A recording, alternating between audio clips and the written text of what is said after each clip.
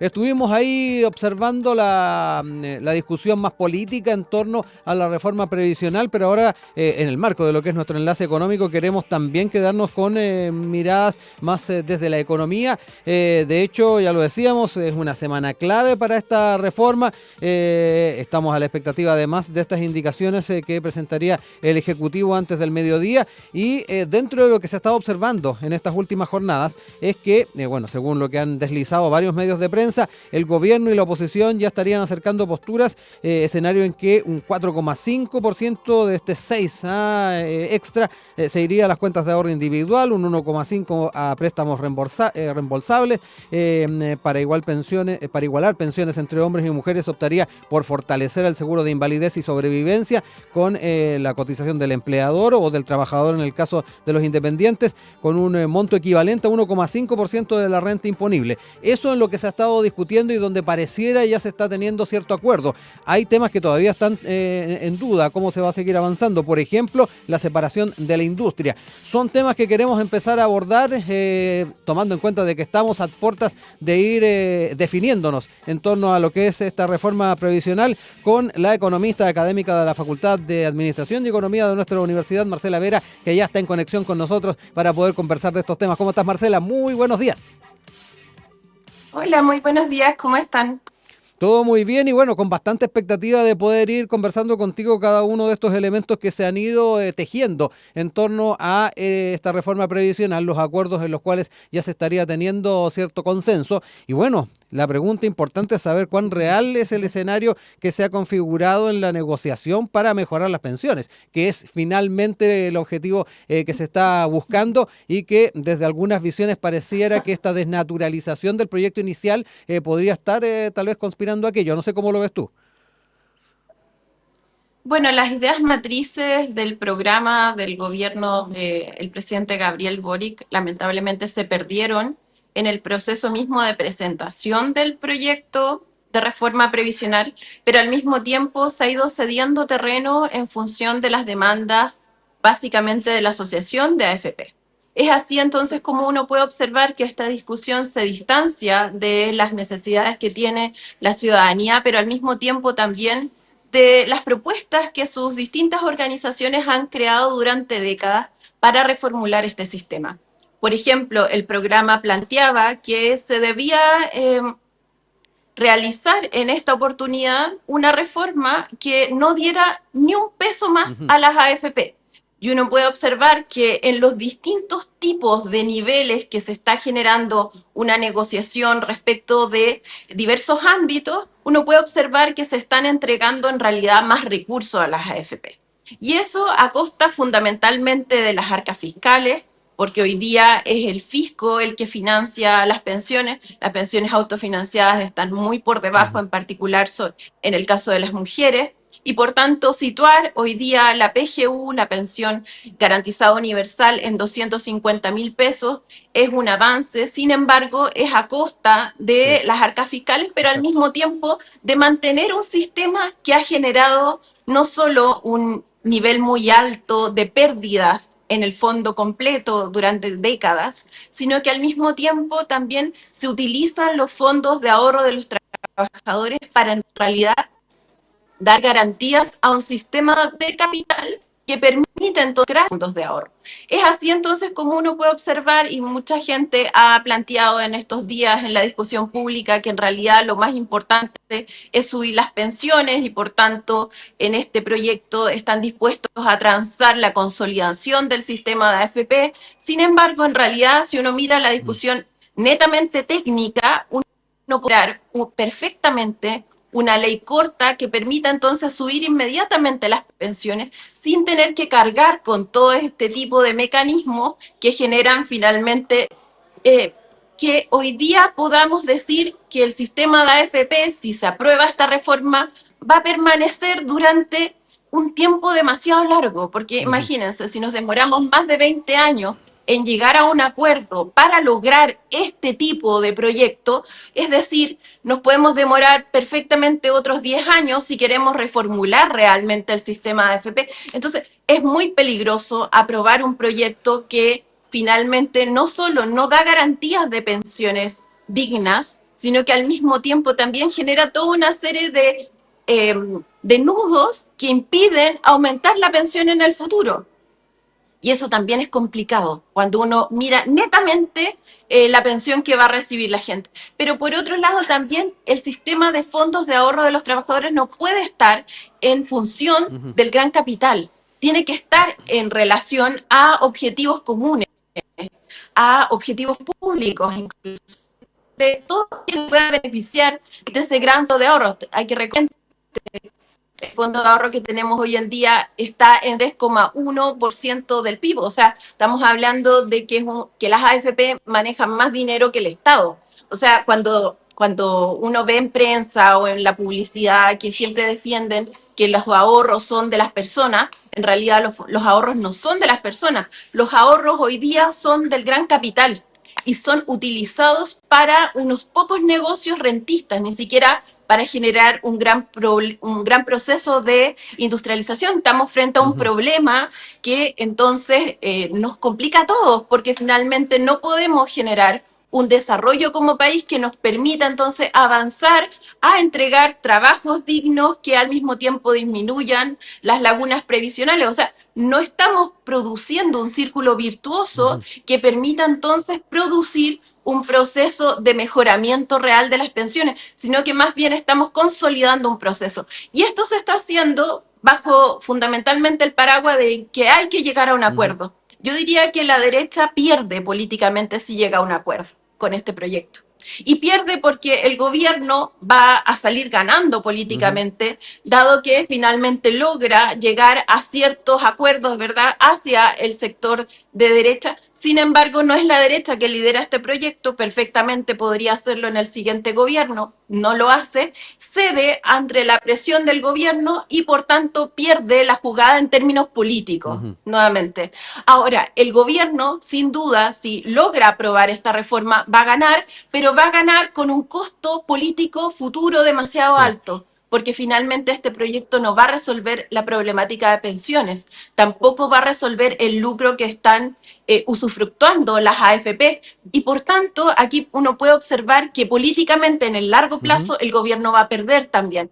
Entonces, aquí en este proceso no hay ganadores, no es que unos estén cediendo un poco y los otros un poco, en realidad estamos observando que en términos técnicos, políticos, no hay ganadores, y más bien lo que se le va a ofrecer al país es una solución que atenta contra la sostenibilidad en el largo plazo del sistema previsional, pero al mismo tiempo también entrega básicamente las migajas del sistema para subir las pensiones a un nivel que ya hoy día no es suficiente tampoco. 250.000 pesos ya no es suficiente para que un adulto mayor pueda garantizar ni siquiera sus condiciones básicas de vivienda y salud, menos de alimentación. Por tanto, esta discusión hay que darla con una altura de mira. Yo llamo a los distintos parlamentarios que observen estos elementos técnicos, porque finalmente lo que vamos a tener es que van a haber responsables en el futuro si es que esta reforma se aprueba, porque ya se pierde la oportunidad de seguir generando un proyecto en mejores condiciones. Entonces, ahí, digamos, hay un problema estructural. Marcela, mirando también cada uno de estos puntos donde ya decíamos ha habido consenso, no sé qué sensación te queda con incorporar la figura del seguro de invalidez y sobrevivencia dentro de las soluciones que se están buscando. Recordemos que se establece este 1,5% a préstamos reembolsables para igualar pensiones entre hombres y mujeres, y ahí se estaría optando por el seguro de invalidez y sobrevivencia. De alguna manera también se están buscando otros caminos fuera de lo que era el proyecto original. No sé cómo lo ves también tú eso. Mira, están utilizando varios tipos de mecanismos. Hay algunos que incluso incluyen un fondo social que estaría siendo licitado. O sea, esto es una novedad porque normalmente los fondos sociales son administrados por un ente público, y eso para dar garantías de rentabilidad. O sea, porque si no, nuevamente vamos a entregar a un privado un fondo muy importante que luego el privado lo invierte como quiera, y por tanto, donde lo invierte en sus sectores afines a un precio muy barato, o sea, a una rentabilidad muy baja, porque le conviene traspasar esos recursos a su propio sector, ¿me entiendes? Entonces, allí hay un problema de conflicto de interés. que no se ha resuelto ni con la discusión previsional, ni se ha resuelto en definitiva con esta mirada de cómo involucrar al sector de capitales en el proceso mismo de fondos de pensiones. O sea, yo diría que esa discusión hoy día está básicamente siendo tomada por el mercado de capitales y conducida hacia el fortalecimiento de su sector, pero eso no genera ningún tipo de beneficio para las grandes mayorías, eso genera solo beneficio para aquellos quienes reciben los fondos de pensiones y en este caso los seguros de sobrevivencia o este fondo social. Entonces, este tipo de innovaciones pretenden dar garantías de competitividad. Sin embargo, lamentablemente no generan garantías de competitividad, sino que muy por el contrario, lo que hacen es generar más barreras a la entrada, pues tú fortaleces a uno o dos actores más en este proceso, digamos, que uno perfectamente puede denominar colusión. Sí. En ese punto, Marcela, sería fundamental avanzar entonces en la separación de la industria, que es donde además ha habido mayores dificultades para llegar a puerto. Esta separación entre gestores de inversión y administradores de cuentas es lo que se ha estado discutiendo. No se han conseguido consensos, se han habido acercamientos, al menos lo que se ha observado en prensa, en licitar periódicamente la gestión de las cuentas de los afiliados, pero lo que es la separación propiamente tal que se había establecido en un principio, todavía no se ve luz verde. Y me da la impresión de que ese también un elemento clave a la hora de asumir lo que planteabas tú recién. O sea, por ejemplo, esa es una propuesta que proviene de sectores de derecha. Yo vengo estudiando esto hace más de 25 años y sé que los distintos autores referentes en esta materia han planteado esta discusión, porque si uno quiere la libre competencia, entonces tiene que generar un sistema verdaderamente eficiente, porque finalmente la competencia tiene que guardar relación con la eficiencia. Y por la estructura misma de la organización industrial, entonces, de este sector, hay una serie de conflictos, porque en la medida que tú aumentas los actores, lo que tú haces es encarecer el sistema, porque generas más costos en venta, que es el principal costo que tienen en esta industria en particular. ¿Y quién paga el costo? Si aumentan los costos, entonces producto de que hay más competencia, lo paga la gente, lo pagamos todos nosotros con el aumento en las comisiones. Y por tanto ahí uno podría decir esto no es eficiente, no tiene sentido, pero al mismo tiempo también tenemos una demanda inelástica, es decir, que los consumidores se ven obligados a participar en este mercado. Y por tanto, dado que tienen esta obligación, pues no pueden simplemente decir, no, me están subiendo el precio y pues no voy a entonces comprar más. Tienen que seguir comprando y por tanto se vuelve una especie de nudo en donde la gente se ve obligada a aumentar su contribución a costa también de sus propios ingresos. Y esto también es parte del problema, no solo este 6% que nuevamente se estaría entregando a las AFP para su administración, sino que al mismo tiempo también tenemos el problema que muy potencialmente aumentarían las comisiones. Claro. Porque hay una estructura que permite situaciones de colusión. Yo le he comentado en otras oportunidades, yo estuve desarrollando un estudio en la Fiscalía Nacional Económica en donde estudiamos durante un año todo el proceso de colusión de las AFP y tuvimos hallazgos muy importantes en términos de poder conocer que había una situación de colusión en el tema de la fijación de las comisiones y por tanto la no separación de la industria lo que lleva entonces es a que ese sistema de colusión se consolide y permita el acceso a un actor más, como ocurrió en su momento con la reforma anterior, modelo. Claro. Después uno, y así, un actor más, porque permite a un sector de capital ingresar al gran volumen de recursos que entonces aportan los trabajadores en nuestro país. Y eso, digamos, es nefasto, porque finalmente lo que conduce es a que se consolida un sistema que atenta contra el bienestar de las personas. Y por eso es tan grave que hoy día se plantee que van a subir la pensión y por eso tenemos que ceder en todo esto otro. O sea, perfectamente entonces pueden hacerlo a través de esta ley corta y no tener que cargar con todas estas ineficiencias que van a ser muy difíciles de resolver. Y claro, hay que tener hoy día la capacidad, la autoridad para poder plantear cuestiones que incomoden, pero si no las planteamos, muy lamentablemente, los proyectos de ley no se mejoran y por tanto entonces quienes reciben el impacto no solo son las personas, sino que también son los sectores políticos que nosotros esperamos que entonces canalicen las demandas sociales. Yo quiero recordarles que estamos en conversación con la economista académica de la FAE de nuestra universidad, Marcela Vera. tratando de ver ahí los horizontes en torno a la reforma previsional, al menos con los elementos que se han observado en este debate y en esta discusión que tendrá una votación durante esta semana en las distintas comisiones. Yo quiero entrar ahí, Marcela, con otro tema que tiene que ver con algunas propuestas que han ido surgiendo. Por ejemplo, según lo que ha estado contando Bio Chile, el Partido Demócratas presentó una iniciativa que incluiría a las cooperativas como una alternativa a las AFP. No sé cómo ves también ese tipo de propuestas a la hora de ir viendo la forma en que también se va salvando el proyecto. Claro, o sea, a mí me parece que Demócratas lo que está intentando es generar una negociación de mediano plazo para que el sector de cooperativas permita generar también una suerte de soporte al mismo partido. Pero muy lamentablemente en términos técnicos no nos beneficia a las grandes mayorías. ¿Por qué? Porque en la medida que entra un sector más, ¿cierto? Un actor más, lo que tú haces es complejizar el sistema, ¿verdad? Tienes más actores, lo encareces, aumentas sus costos, aumentan los costos de venta, pero al mismo tiempo también tenemos la historia de nuestro sistema. En nuestro sistema ya hubo cooperativas. Sí. Varias de las AFP surgieron de cooperativas, ¿ya? Y por tanto, digamos, no es una innovación, es algo que ya probamos y que funcionó pésimo, porque lo que provocó fue la quiebra de las cooperativas.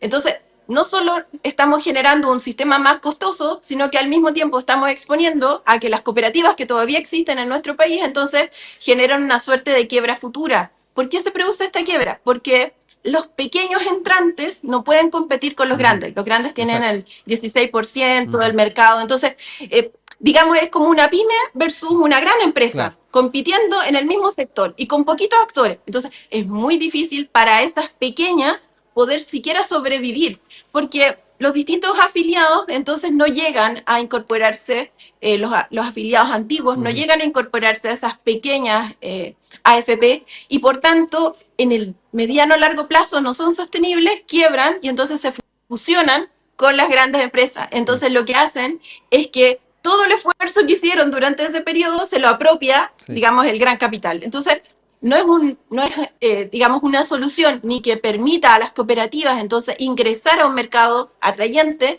ni tampoco es una solución para poder producir mayor diversidad de actores y bajar las comisiones, sino que va a provocar todo lo contrario, va a subir las comisiones y va a generar un sistema más costoso.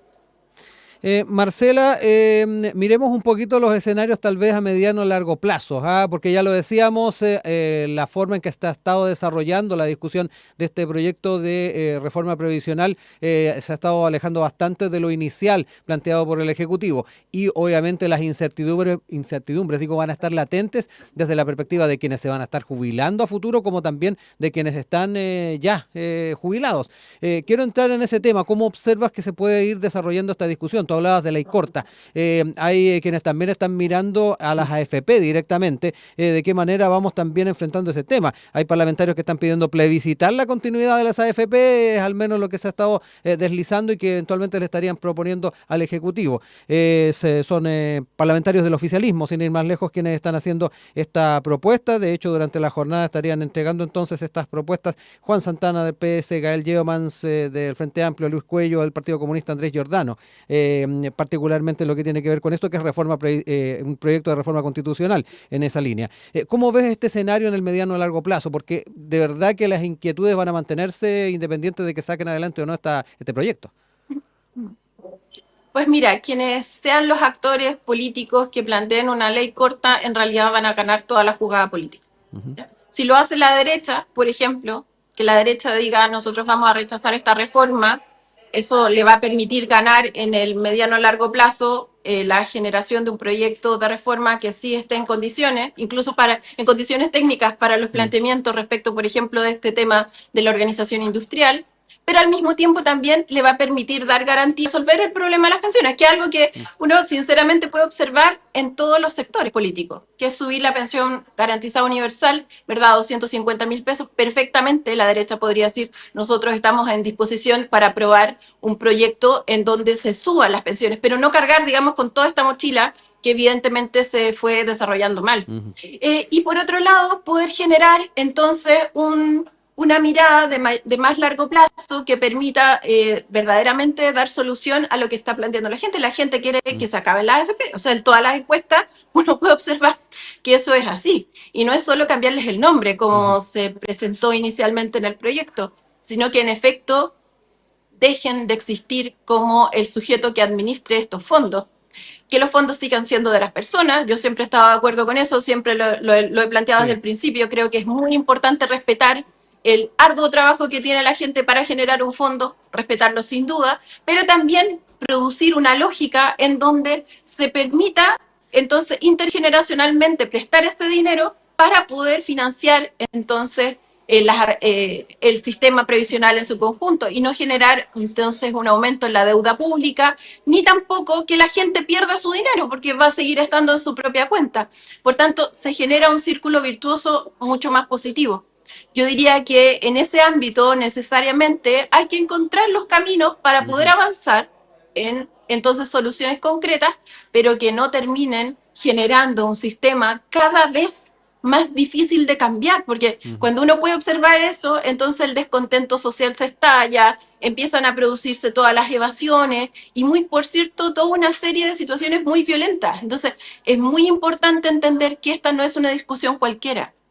Esta es una de las discusiones más importantes que tiene nuestro país en términos políticos. Y si se aprueba este proyecto, se resuelve de mala manera, no solo en el corto plazo, sino que sobre todo en el mediano y largo plazo.